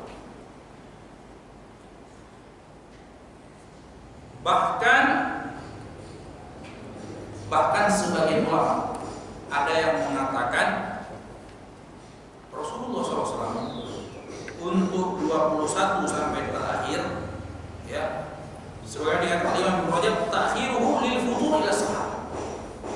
Sebagian ulama mengatakan untuk Rasulullah SAW malam 21 sampai malam terakhir Rasulullah SAW itu sekalian wisol. Apa itu wisol? Wisol itu puasanya kurang lebih 1 ke 24 jam. Bukan dari terbit fajar sampai terbenam matahari. Ya, tapi dari terbit fajar sampai fajar lagi, sampai menjelang fajar lagi. Itu namanya wisol. Bahkan dalam sebagian riwayat Rasulullah SAW bukan cuma 1 ke 24 jam. Sampai karena 3-24 jam, apalagi memanfaatkan momen-momen Ramadan ini. Sampai sepekan, ada riwayat sepekan Rasulullah SAW. Ya. Nah, tapi jangan coba-coba. Ya. Sahabat ada yang pengen coba-coba. Ya Rasulullah, ya Rasulullah, innaka tuwasil. Ya Rasulullah, engkau wisol ya Rasulullah. Wisol 1 jam lewat, 2 jam lewat, 3 jam lewat sampai berapa hari? Rasulullah SAW katakan, "Kalau ada syarra zidtu." Kalau sekiranya bulan ini bertambah, aku akan tambah lagi misalnya.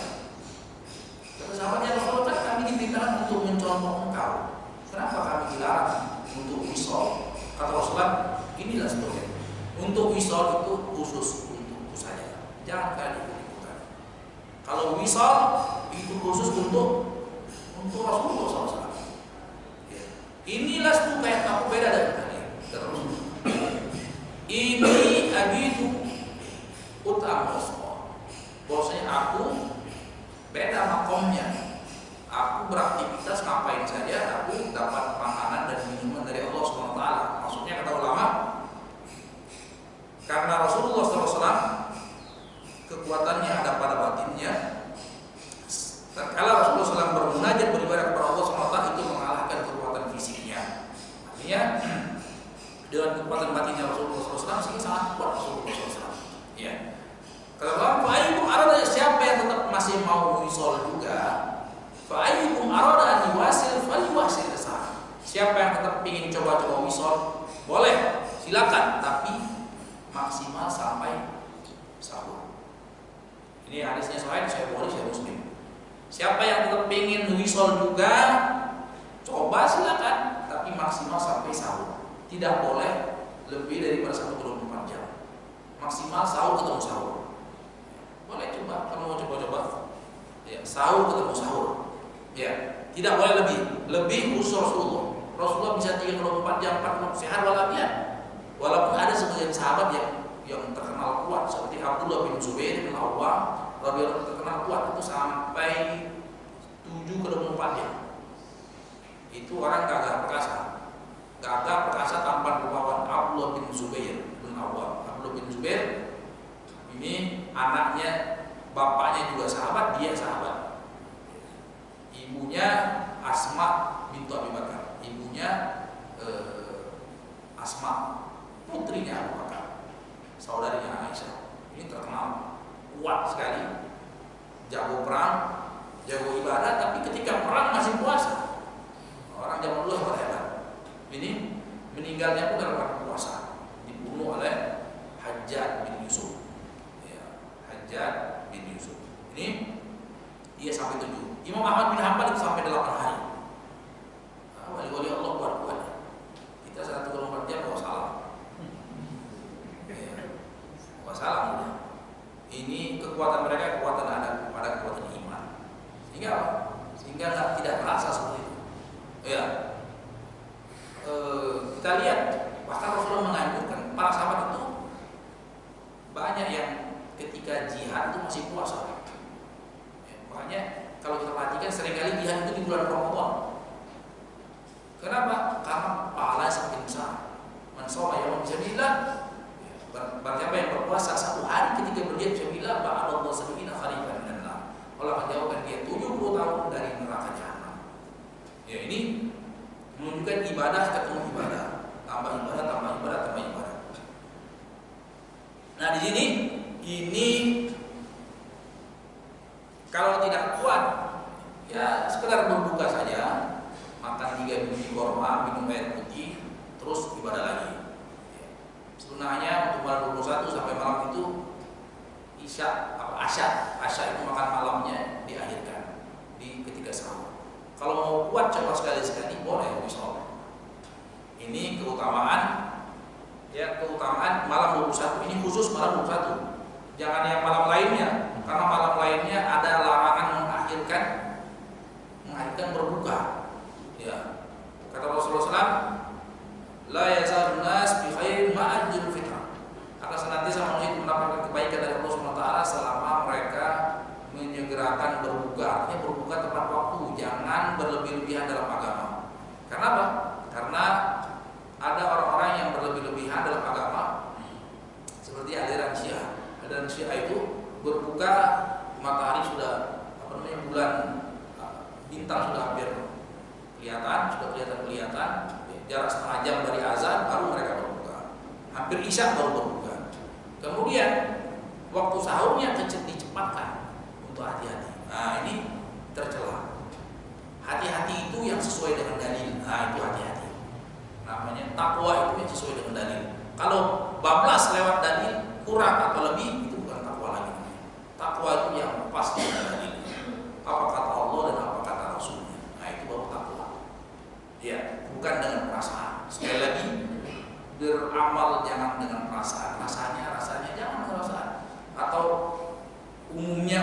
jangan dengan umumnya. Kalau cuma umum-umumnya, apa kata Allah? Ya,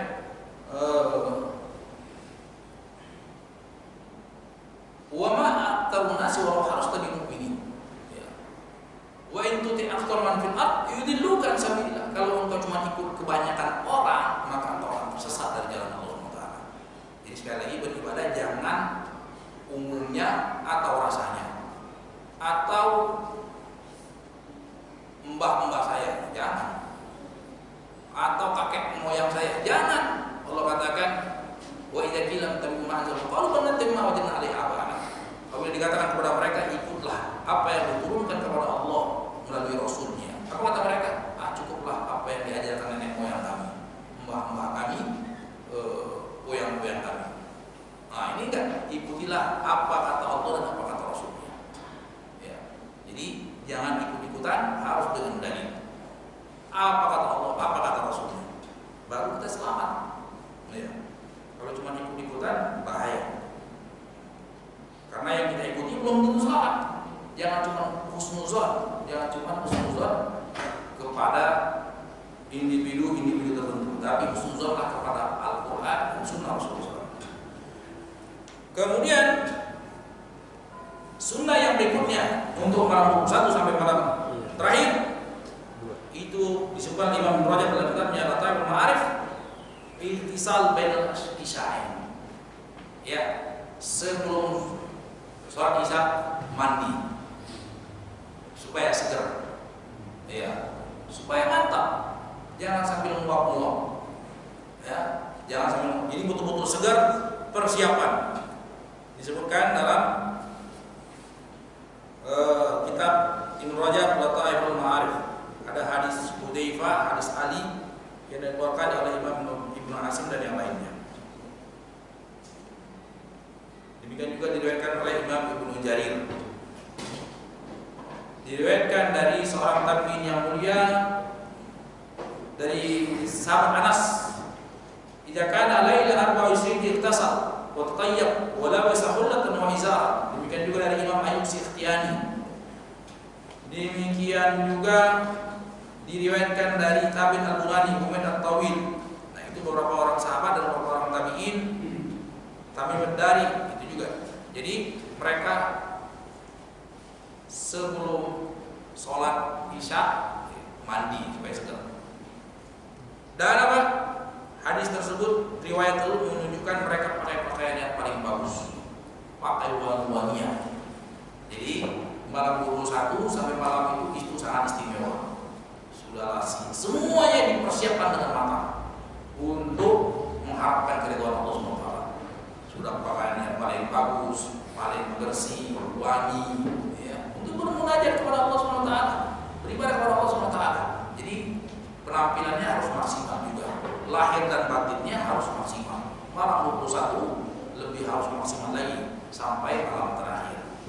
Ya, jadi kalau bisa itu maksimal. Masjid juga harus wangi, ya, bekas iler-iler itu dibersihkan. Ya, jangan sampai sujud ada bau-bauan yang tidak sedap. Ya, itu dimaksimalkan. Ya, untuk terutama malam-malam terakhir di bulan Ramadan. Kemudian yang berikutnya, untuk lebih maksimal lagi, kalau ada kesempatan untuk itikaf. Kalau ada kesempatan itikaf, Rasulullah SAW itu kepala negara. Rasulullah SAW itu juga sebagai hakim agung. Rasulullah SAW juga sebagai ulama memberikan fatwa. Jadi kan lengkap. Semua jabatan itu Rasul yang pegang. Sebagai hakim agung, sebagai pemutus keputusan, sebagai panglima perang, semuanya. Tapi apa? Untuk urusan Ramadan 10 malam terakhir, bulan spesial, semuanya stop. Semuanya stop. Rasulullah itikaf. Itikaf itu berdiam di masjid, kata Imam Ibnu Rajab. Itikaf itu apa? Itikaf itu adalah qatul ala'iq bil khala'iq li mulazamati khidmatul khaliq. Itu seorang berdiam diri di masjid sementara waktu memutus hubungan interaksi dengan hamba Allah dalam rangka beribadah kepada Allah SWT. Nah ini itu i'tikaf. I'tikaf. Jadi i'tikaf bukan ajang reuni. Kenapa? Karena banyak dengar laporan i'tikaf habis waktu buat ngerumpi. Ini bukan pahala yang dapat, khawatir dosa. Ada lagi yang i'tikaf jajannya nggak tinggal-tinggal. Kenapa? Waduh, justru pas i'tikaf itu proyek banyak Ustaz. Nah, laris, ya kan? Orderan semakin banyak ketika i'tikaf. Nah, itu ujian cobaan dari Allah SWT. Kalau mau lain order jangan i'tikaf ya. Kenapa? Apalagi harus ada transaksi di situ. Haram hukumnya. Ya, Rasulullah SAW mengatakan transaksi kan bisa Pak via apa?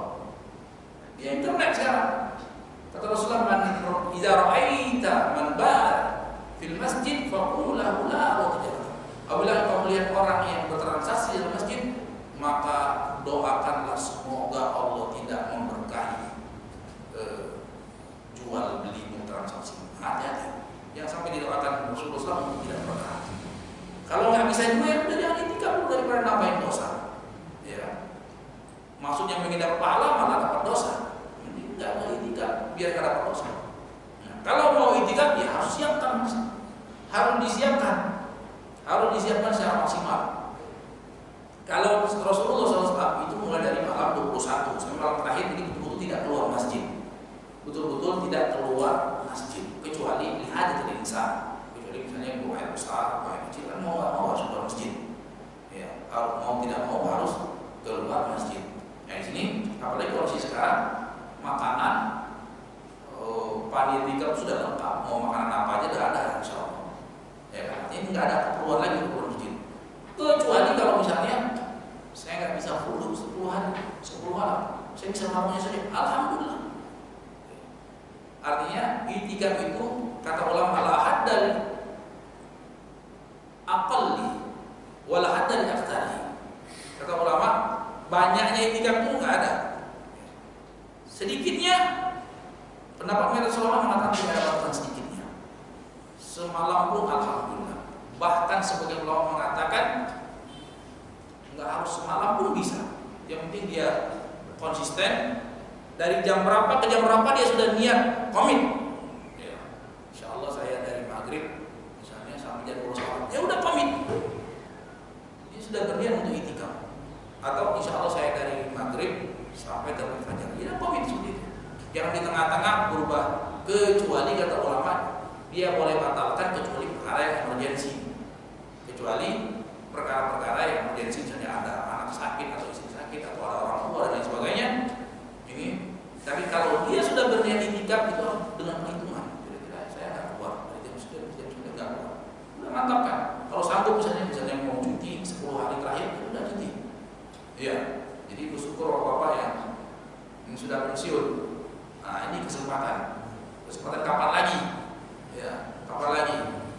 Yang kami sudah pensiun di dunia nanti tidak dapat kesempatan ini. Kalau bisa ambil kesempatan ini. Jadi kita sibuk masih kerja, masih ada kerjaan, kamu boleh buat semampunya saya. Kalau mampunya cuma malam, bismillah pada malam hari. Ini apa?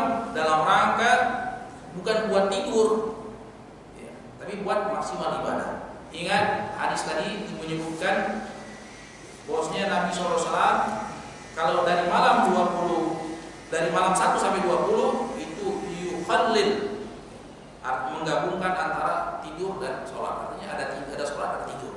Tapi kalau sudah malam 21, Rasulullah SAW tidak tidur lagi. Ya. Sebagaimana hadis yang dikeluarkan di Musnad Imam Ahmad. Karena misalnya yukhalitul istri di sholat juga. Rasulullah SAW itu dari malam 1 sampai malam 20 itu masih ada tidurnya. Tapi kalau malam 21 sampai selesai tidak tidur lagi. Ya. Kalau ngantuk sekali, ya boleh buat. Kalau sudah dikucek-kucek juga nggak hilang juga ya, boleh istirahat pun.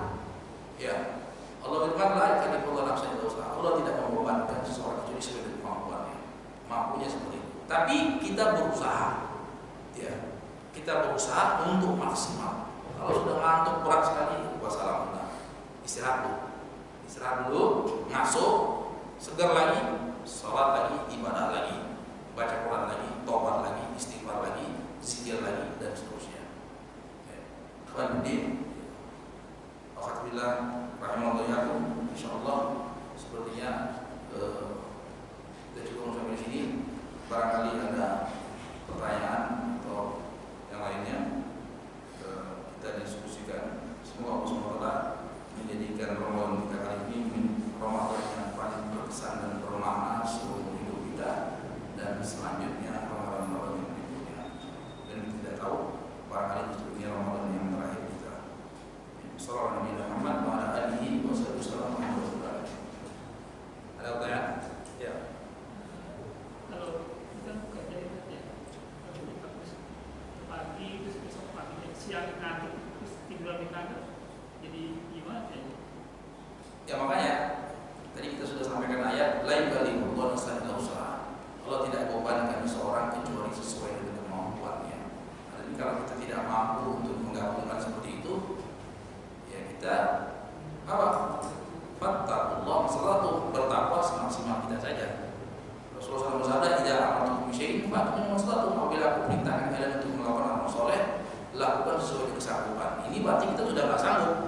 Kalau sudah nggak sanggup, jangan memaksakan diri. Ya, sesanggupnya saja.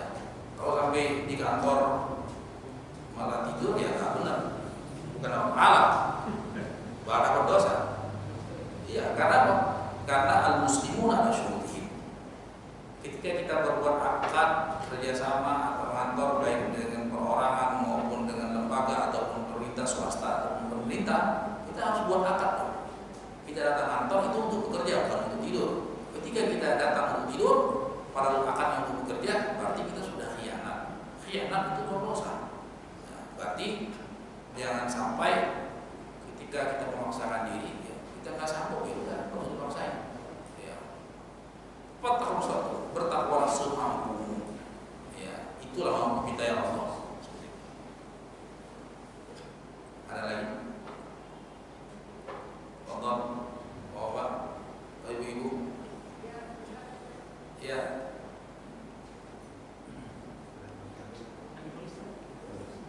Oh ya, lagi tulis. Ya, nggak apa-apa, ditunggu. Kalau untuk itikaf waktunya setiap hari berbeda, boleh Ustaz? Katakanlah misalnya hari ke-21 kita cuma bisa dari jam 12 siang sampai jam 6 sore gitu. Terus besoknya mungkin dari paginya gitu. Bisa gitu. Boleh. Ya. Kata ulama nggak ada batasannya. Memang Rasulullah SAW 10 malam terakhir itu idealnya. Tapi kan masalahnya ketika dapat target ideal itu kan ada yang tidak bisa maksimal. Artinya itu idealnya, masya Allah. Tapi kalau nggak bisa, apa boleh buat? Apa boleh buat? Mungkin sisi-sisi yang lain kita lengkapi. Bertakwa suatu bertakwa semampunya kita ya. Mampunya cuma malah siangnya malamnya nggak bisa, alhamdulillah. Tahu bisanya malamnya siangnya nggak bisa, alhamdulillah. Jelas.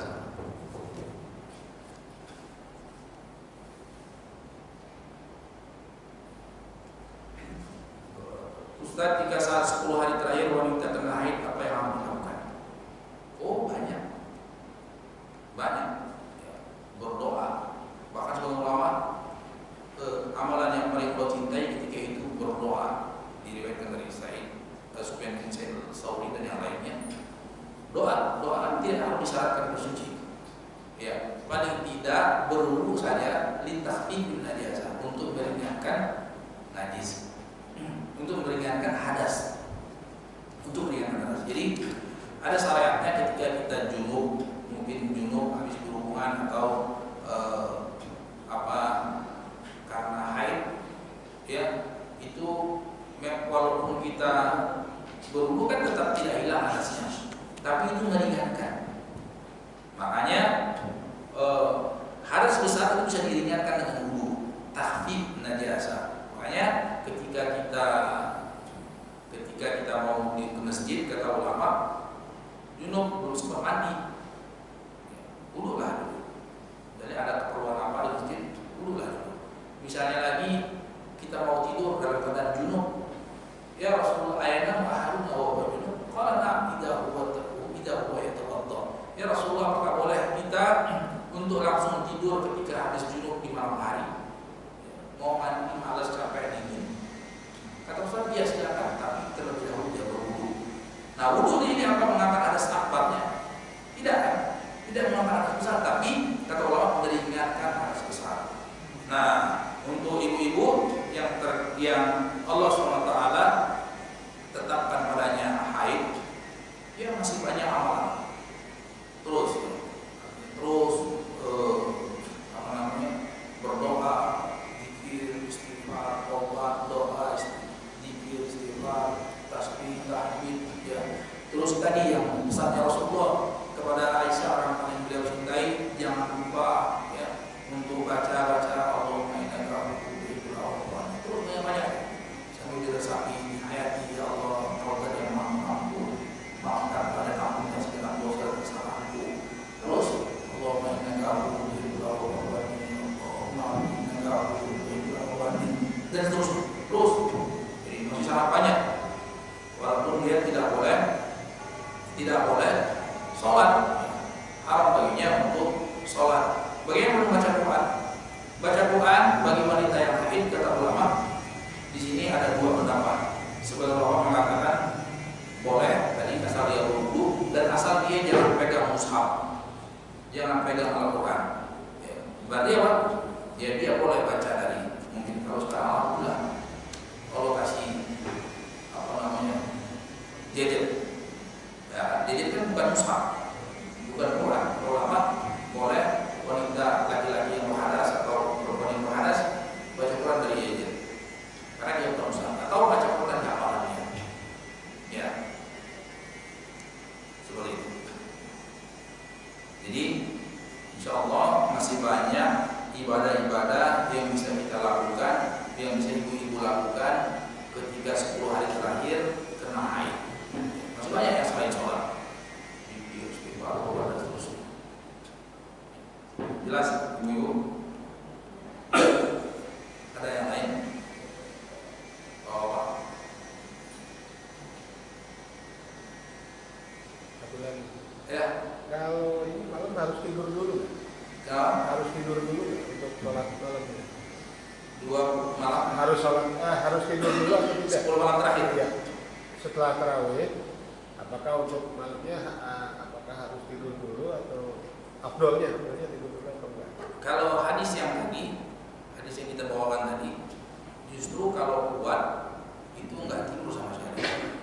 Kalau kuat, stamina fit, ya, kuat, enggak ngantuk-ngantuk, ya, diusahakan 10 malam terakhir tidak tidur.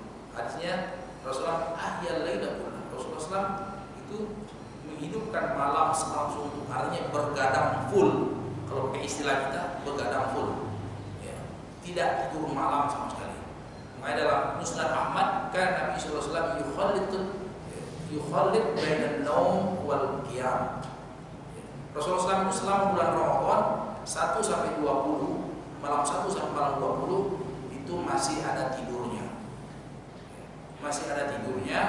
Sholat malam ya tidur juga. Wa idza dakhala al-ashr, apabila sudah masuk 10 malam terakhir 21 sampai selesai enggak pakai tidur lagi. Kalau kuat, ya kalau enggak kuat ya tadi kita pakai kaidah la yukallifu nafsan illa Allah tidak bebankan kecuali sesuai dengan kemampuan. Allah berfirman fattaqu salatu bertakwalah sesuai dengan kemampuan kita. Rasulullah SAW bersabda tidak mampu ujian fatminu mastatu. Apabila perintahkan kalian untuk melakukan suatu amalan, maka lakukanlah sesuai dengan kesanggupannya. Sanggupnya seperti apa? Sanggupnya tidak tidur semalam suntuk, beribadah tapi alhamdulillah. Kalau nggak sanggup, ngantuk berat, ya bismillah, istirahat sejenak, ya kan? Karena tidak pula boleh kita sholat atau baca Quran dalam ngantuk berat.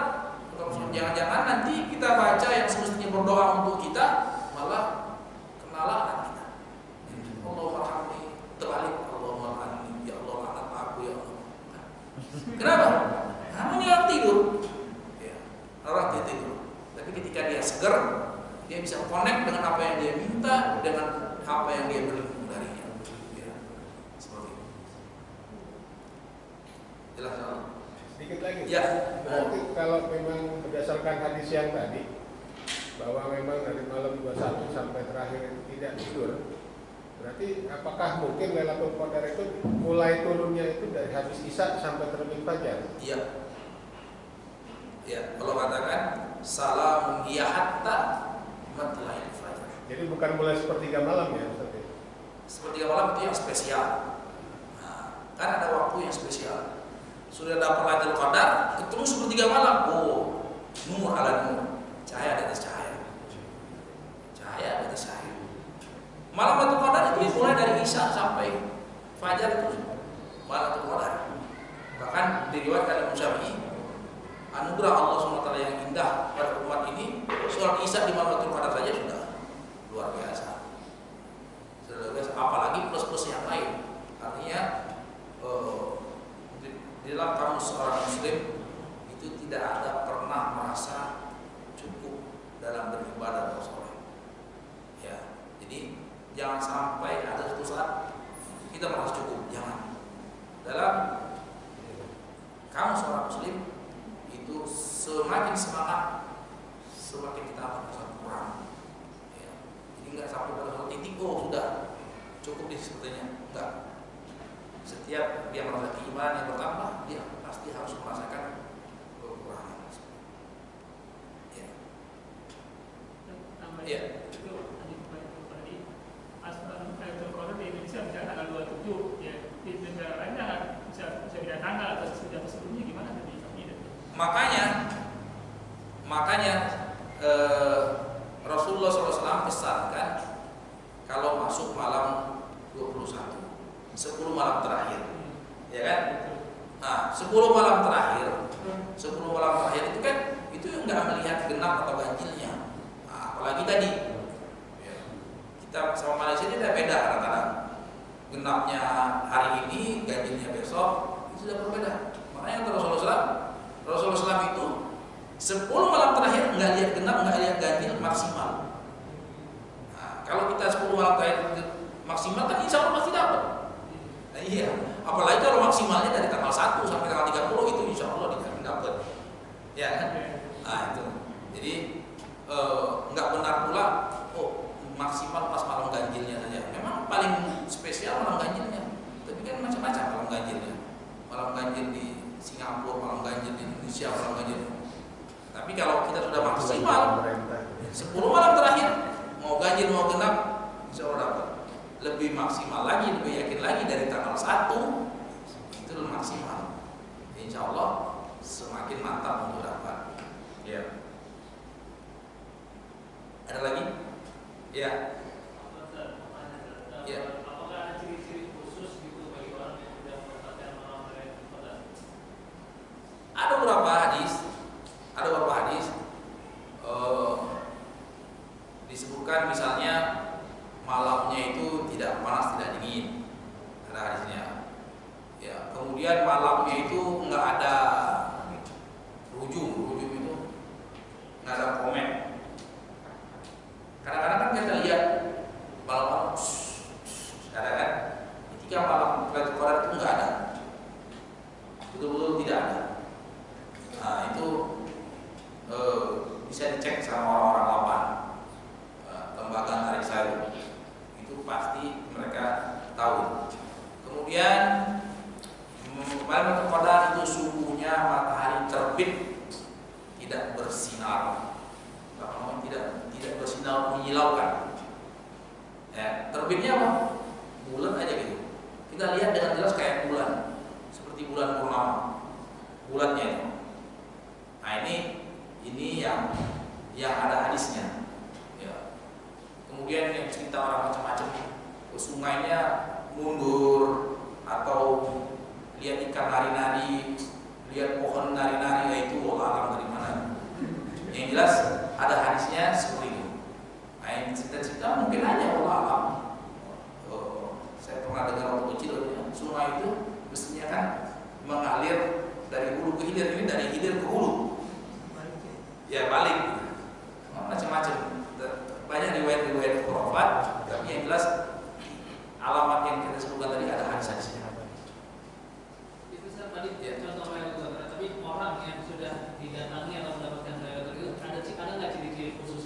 nggak ada.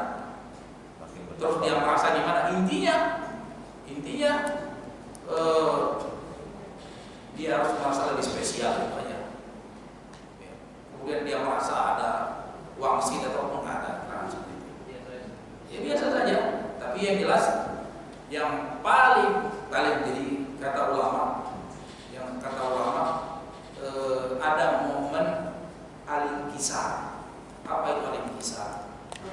Momen al-inkisar itu seseorang ketika beribadah kepada Allah SWT itu merasakan perasaan yang kalau kita bilang berkecamuk antara rasa cinta, rasa harap, rasa takut.